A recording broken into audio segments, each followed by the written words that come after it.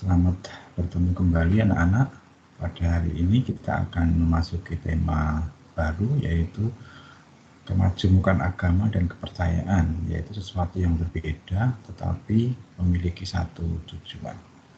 Pada materi kali ini diharapkan setelah kita mengikuti kegiatan pembelajaran pada hari ini, kita semua, khususnya anak-anak, bisa menjelaskan tentang usaha tindakan untuk menjaga kerukunan antar umat beragama di Indonesia. Kemudian yang kedua, setelah kita nanti membaca dokumen-dokumen Gereja Katolik, kita semua, khususnya Anda, dapat menjelaskan tentang pandangan Gereja Katolik mengenai kebersamaan antar umat beragama. Semoga materi ini bisa membantu Anda semua dalam bersikap secara khusus dalam hidup bersama sebagai umat beragama di Indonesia. Ada 4 indikator yang ingin kita capai selama materi ini dipelajari. Yang pertama adalah nanti Anda bisa menjelaskan tentang timbulnya konflik antar umat beragama. Kemudian yang kedua, bisa menjelaskan pentingnya toleransi antar umat beragama. Dan yang ketiga, dapat menjelaskan usaha atau tindakan untuk menjaga kerukunan umat beragama. Tentu saja yang keempat adalah dapat menjelaskan ajaran Gereja Katolik tentang kebersamaan antar umat beragama. Mari kita ikuti materi ini supaya kita bisa terbantu di dalam hidup bersama dengan umat beragama lain. Keberagaman agama dan kepercayaan merupakan kenyataan yang sudah hidup sejak lama. Bahkan sebelum negara kita ini merdeka, sebetulnya bangsa ini sudah hidup dalam keberagaman. Keberagaman dan perbedaan perlu disikapi secara arif dan bijaksana. Manusia harus sadar bahwa Allah sendiri menciptakan manusia dalam perbedaan antara satu dengan yang lain untuk saling melengkapi dan menyempurnakan. Perbedaan agama juga harus disikapi seperti itu. Sesungguhnya setiap agama mengajarkan tentang perlunya sikap toleran terhadap agama-agama lain. Sayangnya tidak semua umat beragama menghayati hal itu. Coba Anda lihat dari gambar ini. Perhatikan gambar, ada nomornya ya, 4, 10, 5, 7, 9, 8. Ya ini yang kebetulan baca. Coba kita perhatikan. Kalau kita memperhatikan gambar ini, apa yang terkesan dalam diri Anda semua? Apa maknanya dari gambar ini yang mau disampaikan? Kita lihat ada yang sedang ngecat, ada yang duduk, kemudian ada sesuatu yang rusak di situ ya.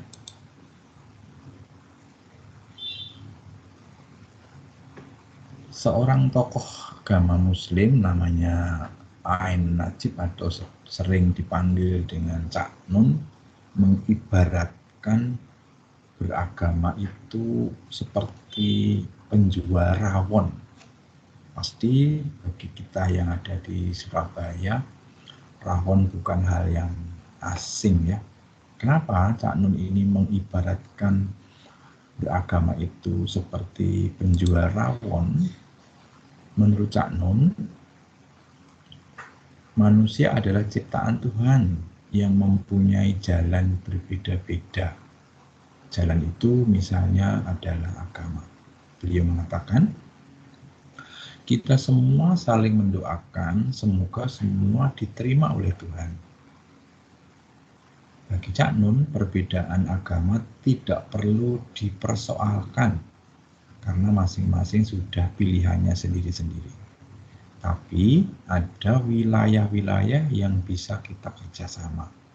Bisa bikin warung baceng bareng-bareng, warung kopi, naik kereta bareng, atau sekarang ini di Surabaya sedang bergerak bersama, kerja bakti, main lagu bareng, asalkan pagar kaidahnya atau teologinya saling dijaga.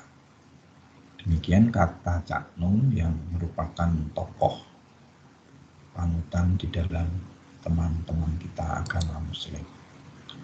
Dari yang disampaikan oleh Cak Nun itu, apa yang mau kita tangkap pesannya dalam agama seperti menjual rawon tadi?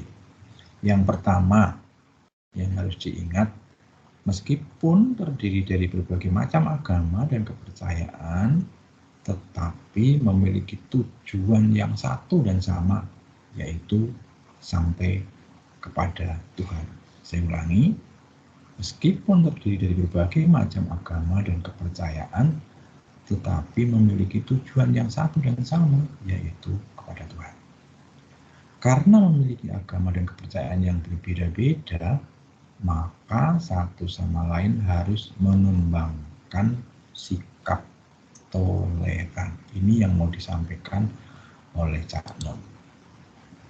Tapi kenyataannya anak-anak, kalau semua agama mempunyai tujuan yang satu dan sama yang kepada Tuhan, tapi kenapa ya kadang-kala kita dengar berita tentang adanya konflik?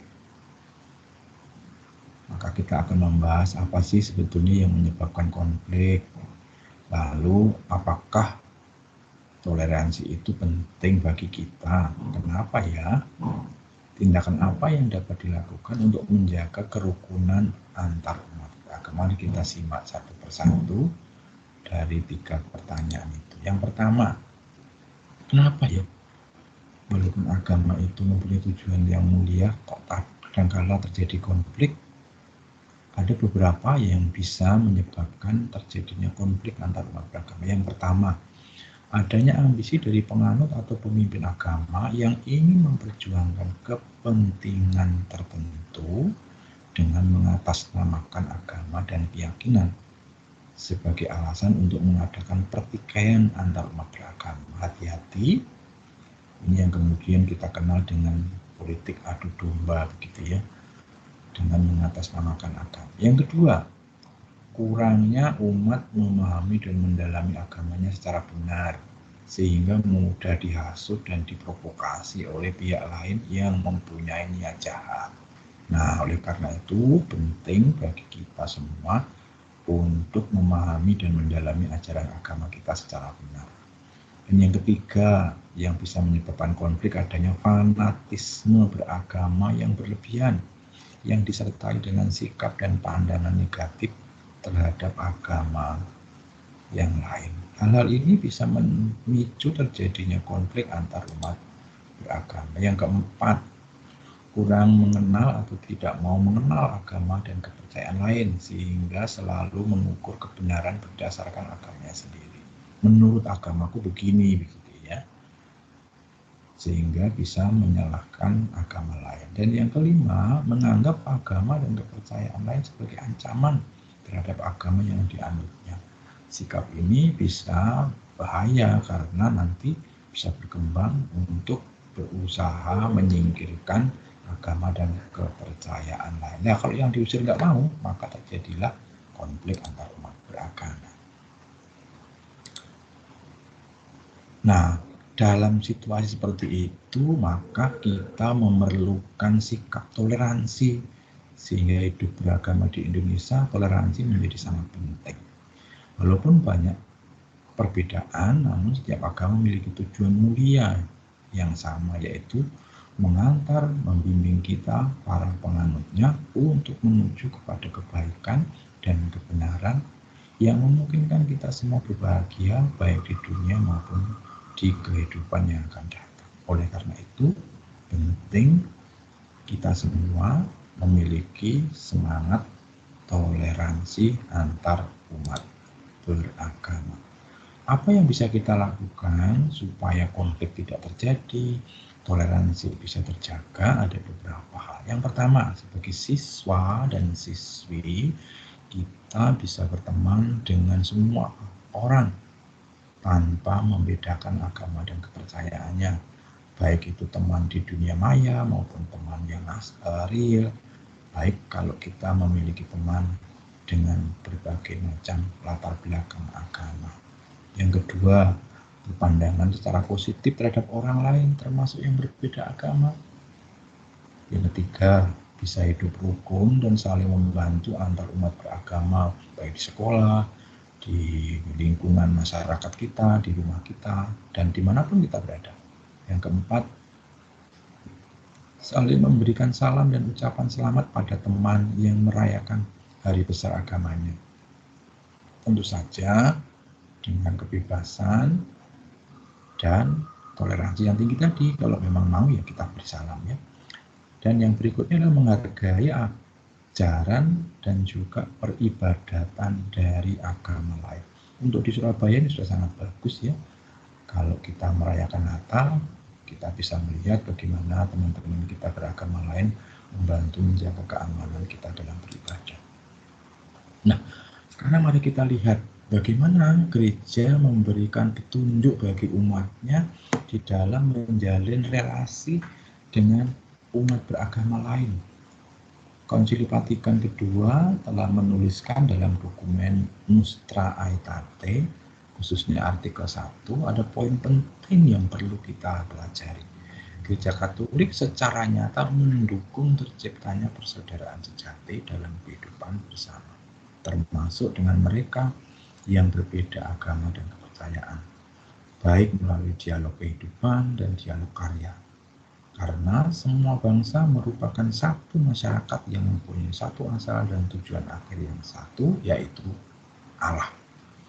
Penyelenggaraannya dan kebaikannya mencakup semua orang tanpa terkecuali. Landasan inilah yang menjadi bekal bagi umat Katolik termasuk kita dalam menjalin relasi dengan umat beragama lain. Artikel 2 juga masih memberikan petunjuk kepada kita. Oleh karena itu, gereja mendorong para putranya supaya dengan bijaksana dan penuh kasih melalui dialog dan kerjasama dengan penganut agama dan kepercayaan lain, sambil memberi kesaksian tentang iman dan perihidup Kristiani, mengakui, memelihara, dan mengembangkan harta kekayaan rohani dan moral, serta nilai-nilai sosial budaya. Yang harus dipegang poinnya, sekalipun kita menghormati agama dan kepercayaan lain, kita juga harus yakin tentang iman dan perilaku kita. Iman itulah yang kemudian mendorong kita, mendasari kita dalam berperilaku dengan umat beragama lain. Demikian yang disampaikan oleh gereja melalui Nostra Aetate di artikel nomor 1 maupun nomor 2. Nah, pertanyaannya, bagaimana kita atau anak-anak sekalian, sudahkah kita mempunyai semangat toleransi kepada umat beragama lain? Usaha apa yang dilakukan, baik yang sudah maupun yang akan, dalam menjaga kerukunan umat beragama? Bagaimana ajaran gereja tentang kebersamaan antar umat beragama? Kita sudah menghidupi kebersamaan itu, dan semoga ajaran gereja hari ini menjadi panduan bagi kita di dalam menjalankan kehidupan dalam semangat toleransi. Untuk mengakhiri materi ini, tolong nanti bisa direnungkan dan dijawab. Minggu depan atau pertemuan berikutnya kita akan menjawab bersama-sama ya. Menurut Anda, apa sih penyebab timbulnya konflik antar umat beragama di Indonesia? Masih ingat ya tadi ya, ada 5. Yang kedua, apakah toleransi antar umat beragama itu penting? Mengapa? Ya, yang penting dijelaskan ini yang mengapanya ya. Yang ketiga, usaha atau tindakan apa saja yang dapat dilakukan untuk menjaga kerukunan antar umat beragama. Ini yang juga menjadi sangat penting. Kita tahu toleransi kalau tidak ada tindakan nyata juga tidak ada artinya. Tapi kita melakukan tidak mempunyai dasar juga bahaya. Maka dua-duanya penting. Dan yang keempat, bagaimana ajaran gereja tentang kebersamaan antar umat beragama menurut Nostra Aetate artikel 1 dan 2 tadi ya, jelas ya, batasi karena ada beberapa nomor, kita fokus saja pada nomor 1 dan 2. Demikian materi ini supaya membantu kita untuk mempunyai bekal di dalam menghormati pemeluk agama dan kepercayaan lain. Semoga Tuhan berkati kita, sehingga dengan berkat-berkatnya kita bisa hadir menciptakan Indonesia yang rukun dan damai. Tuhan berkati, selamat ketemu di lain kesempatan. Terima kasih.